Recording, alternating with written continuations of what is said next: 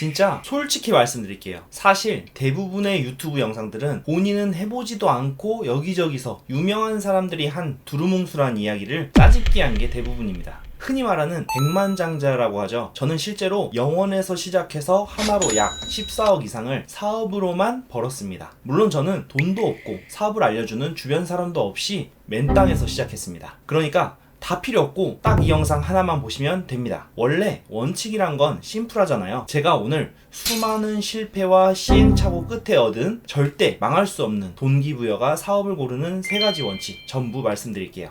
직장 밖 또는 남는 시간으로 돈을 벌어보고 싶어 라고 마음은 먹었는데 막상 실패하고 괜히 돈과 시간만 날릴까봐 고민 중이신가요? 저도 직장인으로서 정확히 똑같은 고민을 했었습니다. 그래서 유튜브를 남부럽지 않게 찾아봤었는데 유튜브에 넘쳐나는 창업, 부업 영상들 과연 이게 맞는 이야기일까요? 저는 직장인으로서 2년 동안 강의비로만 2천만 원 넘게 쓰면서 하는 사업마다 망했지만 이 원칙을 적용한 이후로는 망한 사업이 한 차례도 없습니다. 제 원칙의 결론부터 먼저 말씀드릴게요. 한 문장으로는 손자병법에 나오는 선승이후구전이다 라고 말씀드리고 싶어요. 사업을 고를 때부터 지지 않는 싸움, 망할 수 없는 사업을 해야 한다고 생각합니다. 그런 사업이라는 게 있냐? 라고 물어보실 수 있을 텐데요. 물론 있습니다. 망한다는 것은 뭔가요? 무언가 감당하지 못할 금전적, 시간적 자원을 썼는데 성과가 안 좋으면 망한다 라고 하잖아요. 그럼 큰 돈과 큰 시간을 안 쓴다면 망할 일이 없는 거잖아요. 지금부터 그것을 기반으로 3가지 원칙을 말씀드려 보겠습니다. 그렇다고 수입이 적냐? 제게 강의를 들은 한 수강생분은 부업을 시작한 지 2주 만에 순수익 700만 원을 벌기도 했습니다. 절대 망하지 않는 사업을 고르는 첫 번째 원칙입니다. 그건 바로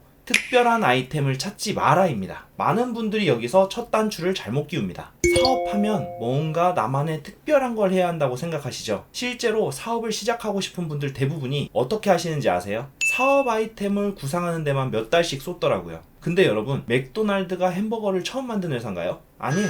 스타벅스가 커피를 처음 파는 회사인가요? 역시 아니죠. 이미 있던 걸 더 잘한 겁니다. 근데 우리는 왜 굳이 없던 걸 만들려고 할까요? 남들과 똑같이 해서는 묻혀버리잖아요. 그래야 경쟁력이 생길 수 있으니까 라고 보통은 생각하십니다. 아이템 자체가 특별해야만 살아남을 수 있다고 생각해요. 하지만 바로 그 생각이 우리 같은 초보자들을 실패의 길로 이끄는 가장 위험한 착각입니다. 사실 새로운 아이템일수록 더 어렵습니다. 고객에게 이게 뭐야? 왜 필요해? 부터 설명해야 되거든요.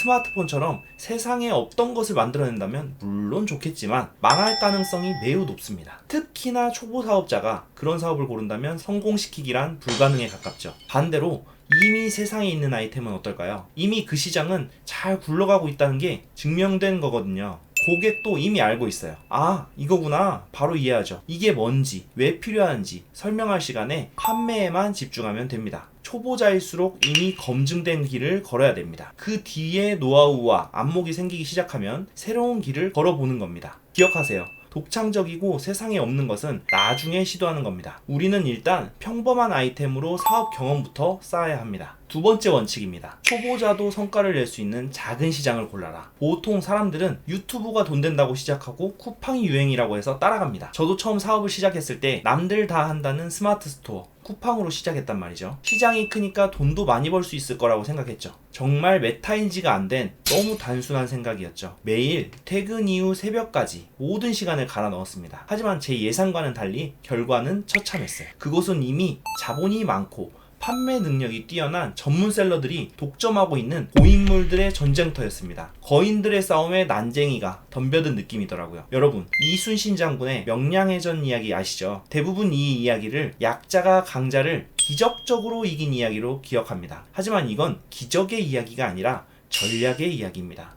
이순신 장군이 만약 일반적인 넓은 바다에서 별다른 제약 조건 없이 싸웠다면 어떻게 됐을까요? 당연히 졌을 겁니다. 하지만 자신에게 유리한 곳으로 싸움터 자체를 바꾼 겁니다. 어디에서 싸우냐가 싸움의 성패를 뒤집을 만큼 중요하다는 거죠. 사업도 똑같습니다. 우리 같은 초보자들이 스마트 스토어에서 제조업 또는 자본과 실력을 갖춘 셀러들과 경쟁하는 건 하룻강아지가 호랑이에게 덤비는 것과 같습니다. 애초에 이기기 힘든 싸움이죠. 저 역시 이길 수 없는 싸움에 2년이란 시간을 쏟아부었고 그 결과는 아직도 제 사무실 한켠에 먼지 쌓인 재고들로 남아있습니다. 그렇게 실패의 쓴맛 맛을 느끼며 방황하다 우연히 들은 강의에서 학교장터라는 저만의 울돌목이 되어줄 시장을 발견했습니다. 그랬더니 시작 후 단 3달 만에 2년간 단 한 번도 보지 못했던 숫자를 보게 되었습니다. 월 순수익 920만원이 찍히더라고요. 처음엔 운인가 싶기도 했습니다. 하지만 지금 생각해보면 운은 아니더라고요. 왜 이런 결과가 나왔을까요? 답은 간단합니다. 쿠팡이나 스마트 스토어의 거인셀러들은 이 작은 시장에 오지 않습니다. 왜냐고요? 그들에게는 이 시장이 너무 작기 때문이에요. 더 큰 시장에서 자본력과 시스템을 바탕으로 많은 돈을 버는 것이 유리하기 때문이죠. 바로 이 지점이 우리 같은 초보자들이 파고들어야 할 생존 전략이자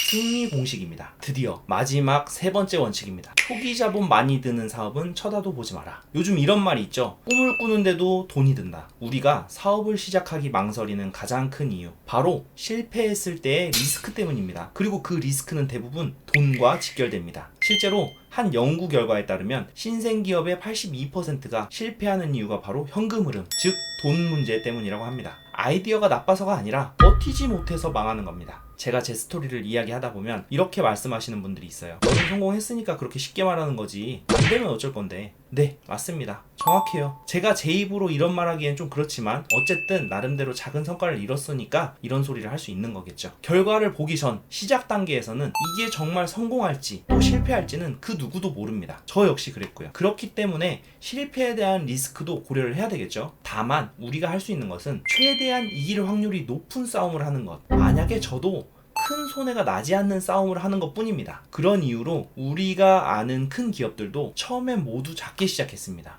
우리가 아는 아마존은 집 차고에서 온라인으로 책을 판매하는 작은 서점으로 시작했고, 이케아도 자전거를 타고 동네 이웃에게 성냥, 볼펜, 장식품 같은 잡화 상품을 판매하는 것에서부터 시작했습니다. 리스크를 최소화하고 작게 시작해봐야 우리는 넘어져도 다시 일어날 수 있고 또 다른 도전을 할 수 있기 때문입니다. 이것이 제가 오프라인 매장이 아니라 온라인 사업을, 제품 재고를 쌓아두는 사입 판매 방식이 아니라 무재고 위탁 판매를 선택한 이유입니다. 그렇기에 그 수많은 사업 중에서 자본과 시스템이 거의 없이 학교 장터를 선택했던 결정적인 이유이기도 합니다. 자, 오늘 이야기를 정리해 보겠습니다. 우리는 실패하지 않는 사업을 고르기 위한 3가지 원칙에 대해 이야기했습니다. 첫 번째, 특별한 아이템을 발굴하려 하지 마라. 두 번째, 내가 이길 수 있는 작은 시장을 찾아라. 세 번째, 작게 리스크를 최소화하여 사업을 시작부터 하라. 이 모든 원칙을 듣고 지금 마음속에 저 기준으로 사업을 찾는다면 큰 리스크가 없는 건 분명한데 나도 도전해볼까 하는 작은 불씨가 피어오르셨을 겁니다. 근데 이 영상이 끝나면 어떻게 하실 거죠? 다시 자연스럽게 또 새로운 영상 없나 하고 다른 돈 버는 법 영상으로 넘어가실 건가요?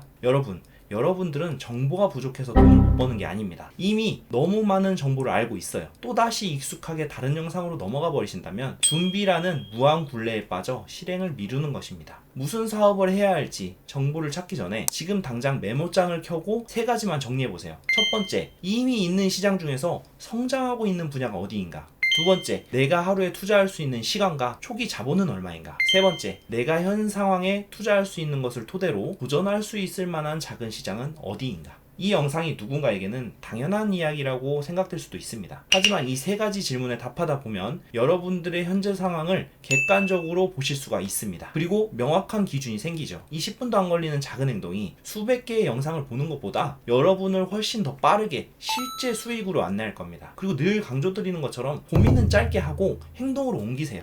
저는 과거에 하는 일마다 잘 되는 사람이 참 신기했습니다. 회사에서도 전혀 상관없는 부서로 옮겼는데도 일을 곧잘하는 사람이 있고, 사업도 하나를 성공시키고 연달아 하는 사업마다 성공시키는 사람 있잖아요. 저 사람은 똑똑한가 보다, 아니면 사업머리가 있나 보다, 이런 식으로 대충 합리화하고 말았었는데요. 저도 그런 사람이 되고 싶어서 많은 고민과 시행착오를 해보고 알게 되었습니다. 많은 이유가 있겠지만 기본적으로 생각하고 행동하는 일련의 기준이나 프로세스가 잘 잡혀있기 때문이라는 생각이 들더라고요. 그래서 사업의 경우 애초에 시작할 때부터 지지 않는 유리한 싸움을 하더라고요. 그리고 실행과 시도를 진짜 끊임없이 반복하더라고요. 아, 저렇게 하면 진짜 누구라도 잘 될 수밖에 없겠다 라는 생각이 들더라고요. 물론 그런 행위를 한다는 것 자체가 특별하다 생각할 수도 있겠지만 그 사람이 특별하다고 생각하지는 않습니다. 우리도 이렇게 하다 보면 그런 사람이 무조건 될 수밖에 없겠더라고요. 오늘 여러분의 이 작은 실행이 내일의 큰 성공의 디딤돌이 되길 진심으로 바라겠습니다. 앞으로도 자본주의 사회에서 진짜 살아남는 법에 대한 실용적인 컨텐츠로 찾아뵙겠습니다. 오늘도 행복한 하루 보내세요. 감사합니다.